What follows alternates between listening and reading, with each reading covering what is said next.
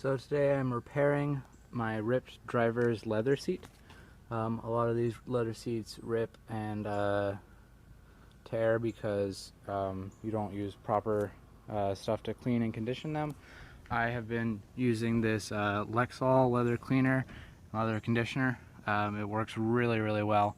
Just cleaning it, I felt a improvement in the softness by 2 times, and the conditioner just helps seal it. It's pretty simple. You spray this on a sponge and wipe it around until it lathers up, and then you wipe it off. I cleaned mine twice actually because of I figured it had never been cleaned before. And then I have the leather conditioner, and you just put that on a different sponge and just wipe it into the seat and let it sit for a couple minutes and wipe it off, or just let it soak in. But if you don't, then you get cracks like this, and the cracks will then rip. This one is really bad.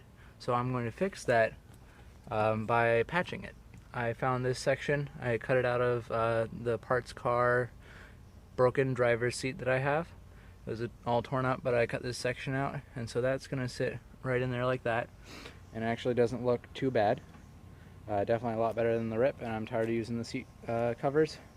So I'm going to patch that there, and then this one, I'm going to cut it into like sort of a football shape or whatever, and sort of slide it underneath there, so that will just end up looking like a crack, rather than if I patched it and it would look, you know, obvious that there's a patch there.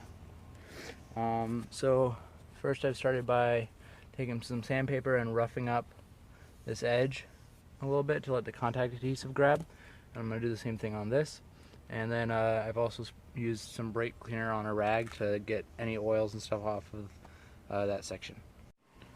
So this is the contact cement I'm using, and there's my leather strip. I cleaned and conditioned that, as I just said, you know, in the method that you would use to clean your seats. So it's nice and flexible and whatnot. That cleaning and conditioning really does make a big difference in how the seat feels. So I'm just going to put the contact cement all around there, and then you let it dry for 15 minutes, but not more than an hour. And then I'm going to do the same on that section I sanded on either side of that seat rip. And then you just basically put them together, and then it's and then they bond. So here we go. The backside of this leather did tend to absorb a lot of the contact cement, so I put a double coat on just to make sure it's nice and thick. And then you're going to dry for 15 minutes on it. Yeah.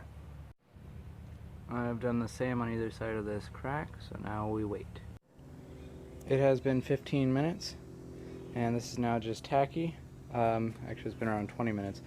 Now I'm going to put this on the car, but I'm not going to film it because you really only have one shot with this contact adhesive.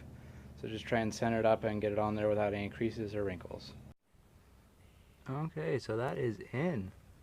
I put a little bit too much glue on the bottom side, but it's not too bad. And I mean, that's pretty much in there. I'm just gonna, you know, you just let it dry, but that just looks like another seam, and that's a lot better than it was before. Now I'm gonna attempt to tackle that one.